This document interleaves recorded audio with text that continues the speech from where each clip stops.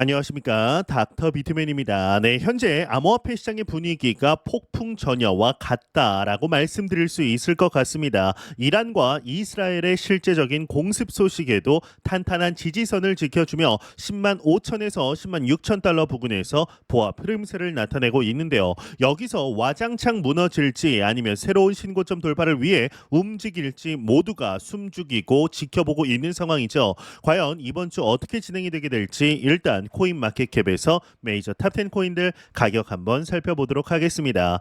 네, 일단 시가총액 1위의 비트코인의 경우는 전날 대비 1.14% 상승한 10만 6,600달러대에 나타내고 있습니다. 이더리움의 경우는 3.65% 상승한 2,620달러대, 리플의 경우는 1.49% 상승, BNB 0.64%, 솔라나가 7% 상승, 대부분의 알트코인들도 소폭 상승세 보여주고 있습니다.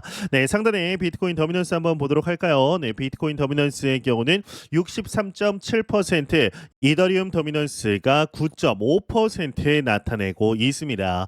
네, 얼마 전 미국의 인플레이션 지표가 공개가 되었습니다. 미 노동부가 발표한 5월 소비자 물가지수와 생산자 물가지수 모두 시장 예상치를 하회하면서 투자자들의 심리가 크게 개선이 됐습니다.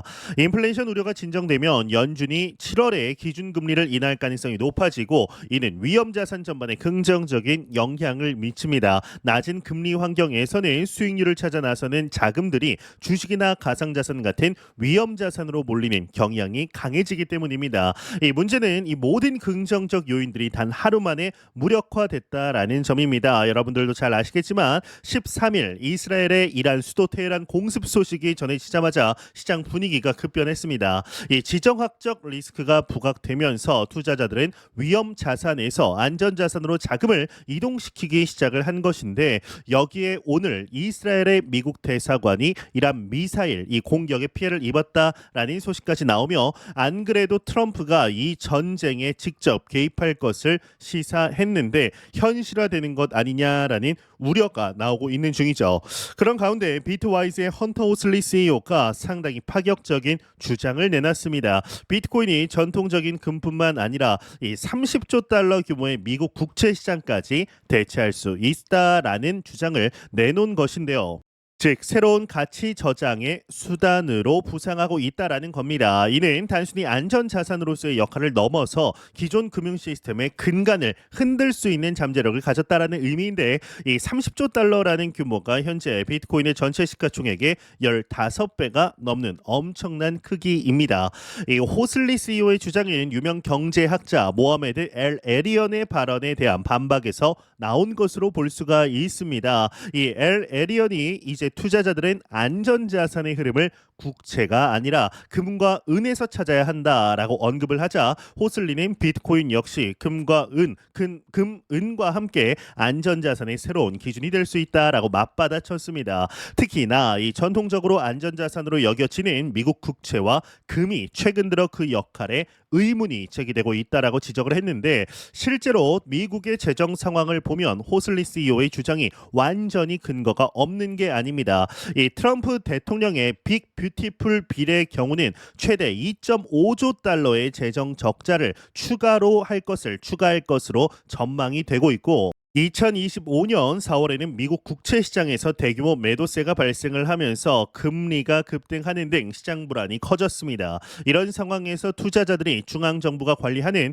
법정 화폐와 국채 대신 공급량이 고정되고 탈중앙화된 비트코인에 주목하는 것은 자연스러운 현상입니다. 이 호슬리 CEO는 비트코인은 인플레이션, 지정학적 위기, 거시 경제 충격에 대한 해치 수단이 될 수 있다라고 설명을 했는데, 이 비트와이즈는 2026년까지 4,200억 달러 규모의 신규 자금이 비트코인 시장에 유입될 것으로 전망하고 있습니다. 특히나 전통적으로 국채와 금에 투자하던 기관 투자자와 베이비 붐 세대까지 비트코인을 포트폴리오에 포함시키는 움직임이 나타나고 있다라고 분석을 했는데요. 이 호슬리 CEO의 경우는 비트코인은 단순한 투기 자산이 아니라 장기적으로 국채와 같은 안전자산의 역할을 할 수 있다라며 글로벌 자본 흐름과 공공재정 구조, 중앙은행의 역할까지 재정의할 수 있는 잠재력이 있다라고 강조했습니다. 이는 상당히 원대한 비전이지만 현실적으로는 비트코인이 먼저 안전자산으로서의 신뢰를 쌓아야 한다라는 과제가 남아 있습니다. 특히나 변동성 문제와 위기 상황에서의 안정성 확보가 선결 조건이라고 할 수가 있는데 이런 상황에서 흥미로운 움직임이 하나 포착이 됐습니다. 이 세계 최대 비트코인 보유 기업의 수장이죠. 이 마이클 세일러 스트래티지 회장이 파키스탄 정부의 디지털 자산 정책 자문에 나선다라는 소식입니다. 이 세일러 회장은 파키스탄 재무부 및 이 블록체인 담당 국무장관과 만나서 비트코인을 국부 자산으로 도입하는 방안을 논의했는데 이는 개별 기업이 아닌 국가 차원에서 비트코인을 전략적 자산으로 활용하겠다라는 의지를 보여주는 중요한 신호라고 할 수가 있습니다. 이 세일러 회장의 발언도 주목할 만합니다. 이 파키스탄에는 뛰어난 인재가 많고 스트래티지처럼 비트코인에 집중하는 기업 모델이 국가 차원에서도 가능하다라면서 시장과 자본은 리더를 따른다. 당신들이 그 리더가 될 수 있다라고 강조합니다.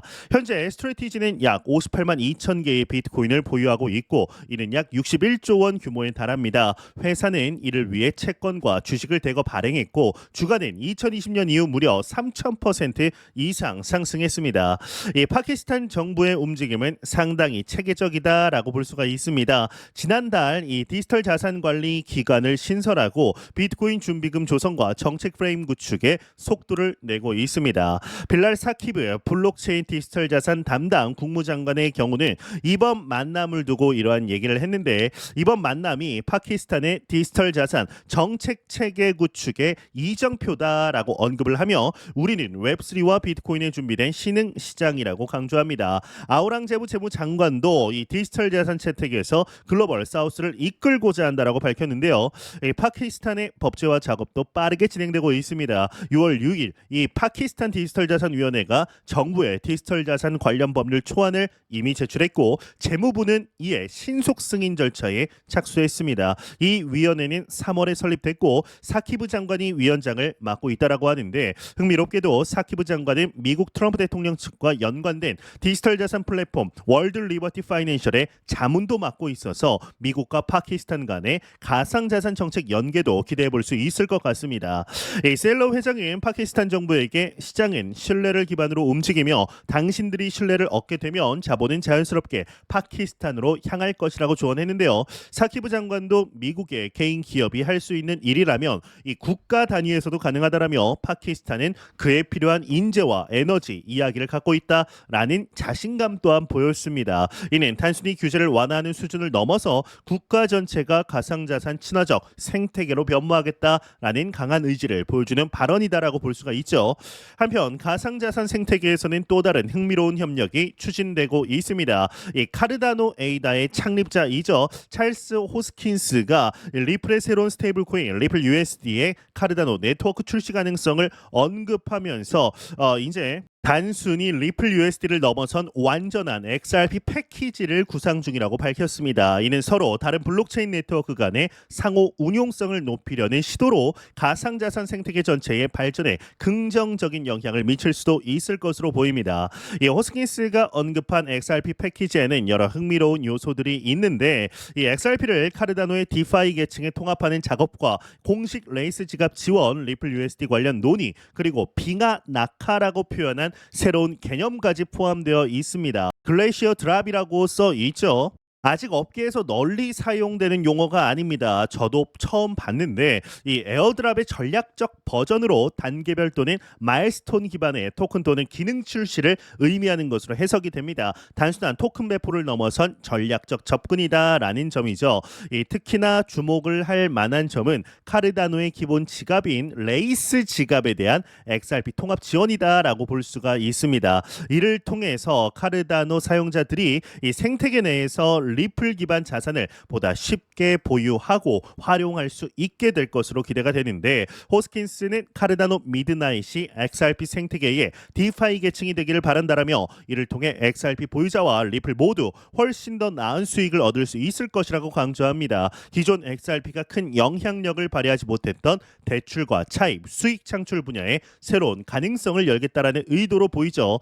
한편 전통 기업들의 가상자산 진출 또한 가속화되고 있습니다. 대놓고 가속화가 되고 있는데 이 월스트리트 저널에 따르면 아마존과 월마트가 효율적인 결제 처리를 위해 자체 스테이블 코인 수용 모색을 하고 있다라는 것 또한 보도가 되었습니다. 이 두 글로벌 유통 업체가 평균 2.9%에 달하는 높은 신용카드 수수료 절감을 목적으로 스테이블 코인 수용 방안을 검토하고 있다라는 건데 연간 수조 원의 결제를 처리하는 이들 기업의 입장에서는 2.9%의 수수료도 엄청난 비용 부담인 것이죠. 이 아마존과 월마트가 검토하는 방안은 크게 두 가지입니다. 자체 스테이블 코인을 발행하거나 이 팍소스를 포함한 글로벌 스테이블 코인 발행 및 유통업체와의 컨소시엄 제휴를 통해 스테이블 코인을 수용하는 겁니다. 특히 이 미국 상원에서 지니어스 법안이라고 불리우는 스테이블 코인 규제안이 진전을 보이고 있기 때문에 이들의 계획 실현 가능성이 더욱 높아지고 있습니다. 이 법안은 연방 또는 주 규제 기관의 승인을 받을 경우 이 민간 기업이 스테이블 코인을 발행할 수 있도록 하는 내용을 담고 있습니다.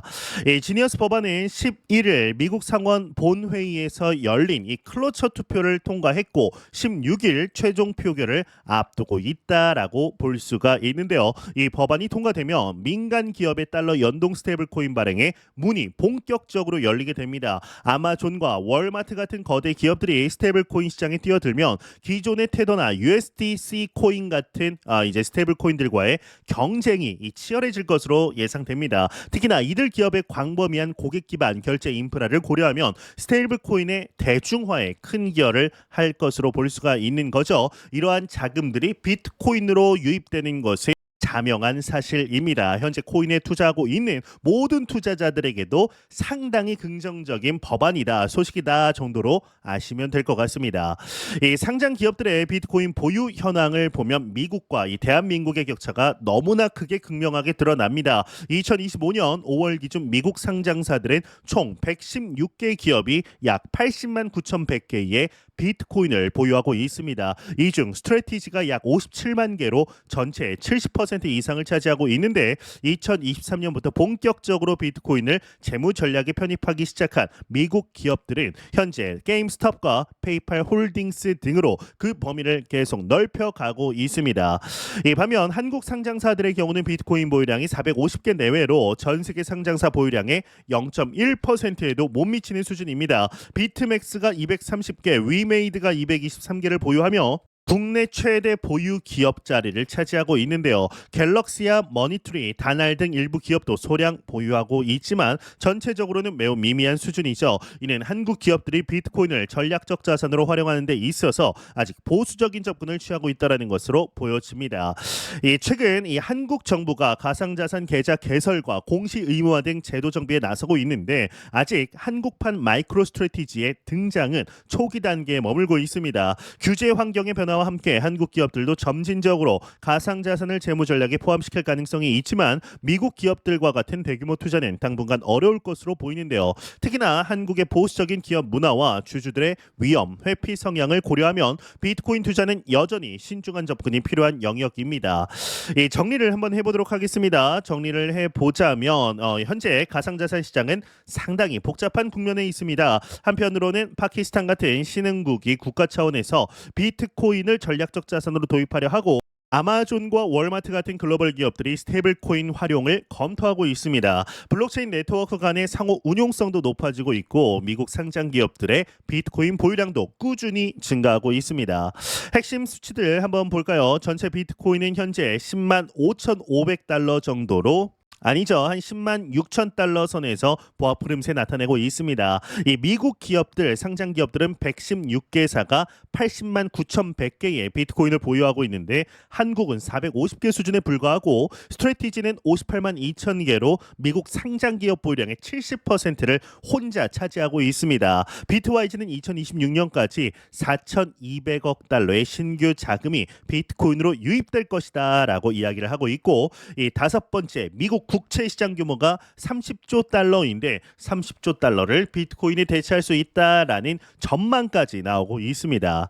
이 결국 비트코인의 미래는 이런 모순적인 상황들이 어떻게 해결되느냐에 달려 있다라고 봅니다. 제도적 채택은 가속화되고 있지만 실제 위기 상황에서의 안정성이 아직 검증되지 않았습니다. 비트코인이 안전 자산이냐 아니면 위험 자산이냐 이 아이덴티티가 정해지는 해가 2025년, 2026년이 될 것으로 보고 있는데요. 여러분은 비트코인이 정말 디지털 금이라는 지위를 확보할 수 있을 것이라고 생각을 하시나요? 아니면 당분간은 여전히 위험 자산의 성격을 벗어나기 어려울까요? 여러분들의 생각 자유롭게 댓글로 남겨주시면 너무나 감사하겠습니다. 네, 오늘 남은 시간 잘 마무리하시길 바라면서 저는 더욱 도움이 되는 영상으로 찾아뵙도록 하겠습니다. 지금까지 닥터 비트맨이었습니다. 감사합니다.